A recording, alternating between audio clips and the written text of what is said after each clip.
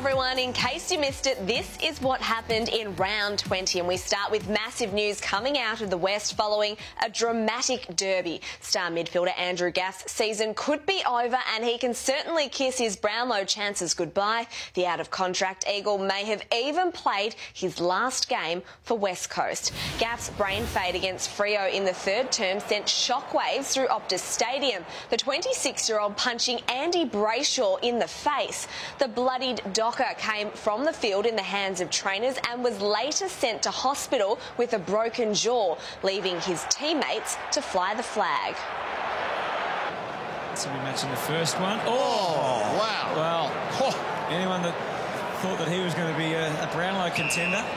Gaff certain to be sent straight to the tribunal and is looking down the barrel of a lengthy ban, one that could see him miss the entire final series as well, given the Eagles will likely have a home qualifying final. The reality of the situation setting in for Gaff, his coach doing his best to console the midfielder, and it was a tense finish. Gaff targeted as the Dockers sought revenge. The midfielder, though, kept his cool, further extending the Eagles' lead as they ran out 58-point winners. The only real highlight, this screamer from Michael Walters.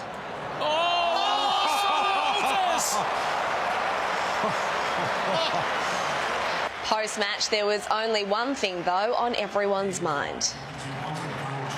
Yeah, I just want to apologise to Andy, and I feel sick about it and did the wrong thing, and I like to think it doesn't indicate my character and all that, but my main thought is how he is, and yeah, very remorseful and feel sick about it. Yeah, he's rattled. Yeah, he was in a bit of shock, I suppose. So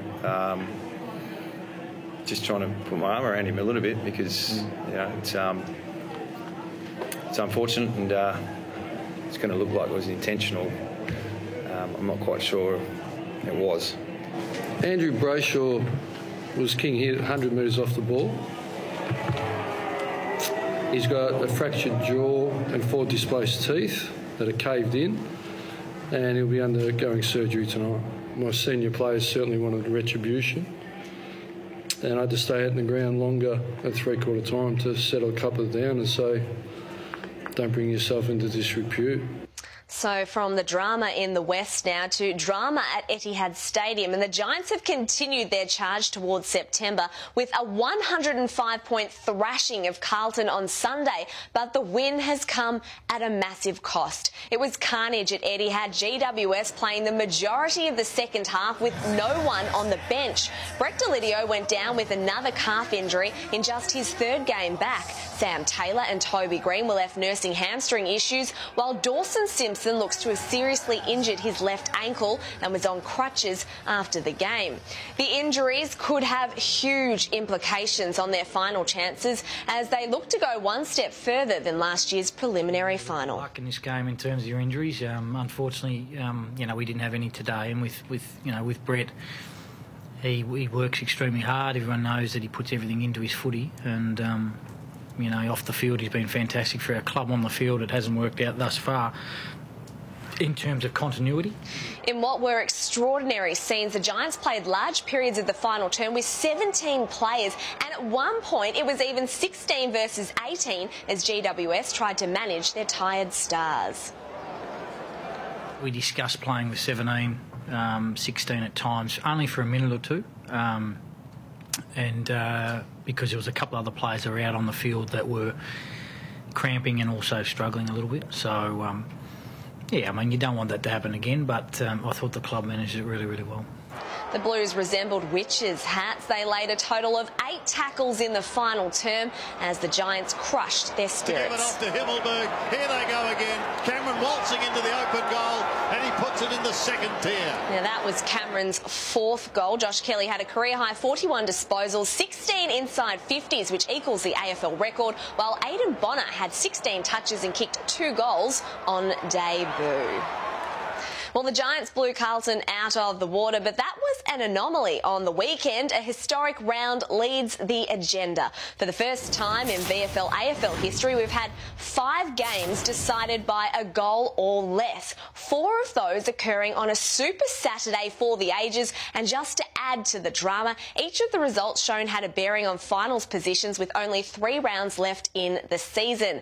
Now, as the chaos unfolded, a VFL match between Coburg and Werribee was the first to trial proposed rule changes in an official capacity, including 6-6-6 zoning and an extended goal square. Reports suggest, though, the tweaks didn't have a huge influence on the game. Hard, though, to ignore the irony on a landmark day. Alrighty, let's talk about one of those 5 thrillers now. And the Crows and Power have turned on another epic showdown, with Adelaide edging out its bitter rivals by 3 points in what was a controversial climax to an engrossing contest. While Bryce Gibbs was prominent in his 250th game and Matt Crouch dominated the midfield with 35 disposals and 8 tackles, it was the forward firepower that featured Chad Wingard and Robbie Gray kicking 4 goals each, the latter winning a record 4th showdown medal. But it was the match-winning goal from Josh Jenkins that had everyone talking. With the kick, can he go again? Can he go again? Josh Jenkins, JJ! Did his shot graze the post? Well, the AFL has approved the goal review decision, saying there was no clear evidence. However, the man of the moment and Port Adelaide coach Ken Hinkley aren't so sure about the outcome. My grandma raised me not to tell fibs. I think it hit the post, but I'm pretty happy that they didn't think so. But to deal with that last moment where the player acknowledges it's hit the post, and the AFL, in a billion-dollar industry, can wreck seasons for football clubs that work too hard. If I was the AFL, I'd be embarrassed. The remarkable finish follows Stephen Motlop's match winner in the final seconds earlier this season. A brilliant rivalry indeed. Now, from the rivalry in South Australia to 2 teams with a fiery history, and while it was no line in the sand game, Hawthorn essentially drew a line through Essendon's finals chances with a 4-point win at the MCG on Saturday afternoon. The Bombers got off to a flying start, kicking the opening 3 goals of the game, but it wasn't long before the Hawks found their mojo. In a seesawing contest, Jack Gunston stood tall with 24 touches and 5 goals, while Tom Mitchell had leather poisoning. His 43 disposal, 13 clearance performance will see him once again feature prominently in Brownlow voting. The game went down to the wire, and in just his 6th game, James Warple was the hero. Hurley at the back, Warple, the Warpino have finished it all off. Travis Collier responded quickly after a contentious advantage call, but it was all too late. The Hawks notching up their 12th win of the season. From the red and black to a very keen eye from a footy fan on Reddit. And this week's buzz caused a stir before the first bounce at the SCG. See if you can work out the cryptic message Collingwood's cheer squad snuck into the banner. Have you spelt it out yet? If you need some help, here it comes. Look at the wonky letters. The Pies clearly haven't quite moved on from Jack Higgins' goal last week, because apparently it was a throw. A subtle dig at the goal of the year contender there. Now, continuing on the Pies theme, an interesting social friendship has been formed over the weekend. Collingwood skipper Scott Pendlebury following Tom Lynch on Twitter after confirmation the Star Sun is seeking to play in Melbourne next season. Read into that what you will. A little bit cheeky, I know, but interesting all the same. Now, just in case we hadn't have enough excitement for one day with Super Saturday, the Swans keep themselves in the finals hunt with a thrilling 2-point win over Collingwood on Saturday night at the SCG, while the Pies are once again counting the cost of injury, losing yet another key player.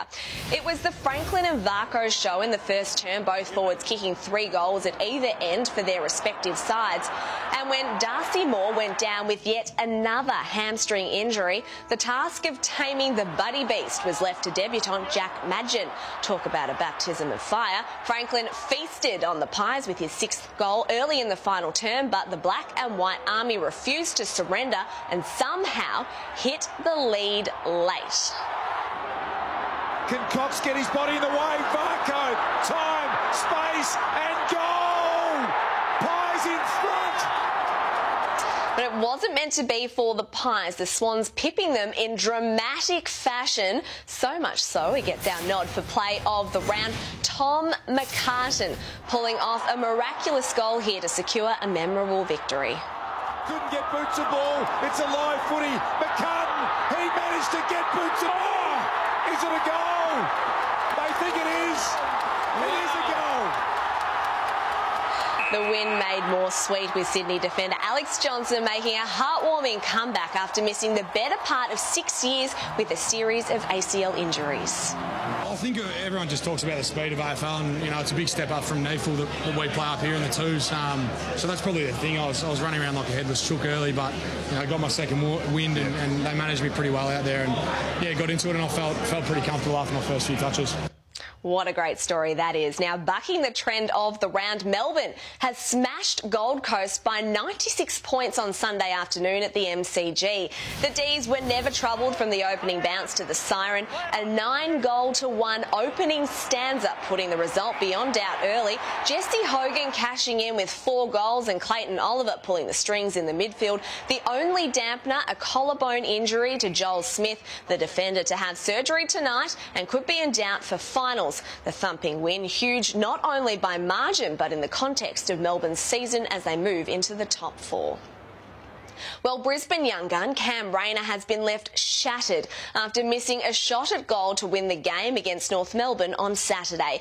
It was a high-scoring arm wrestle all day. Lions captain Dane Zorko and his North Melbourne counterpart Jack Siebel playing follow the leader as they led the charge.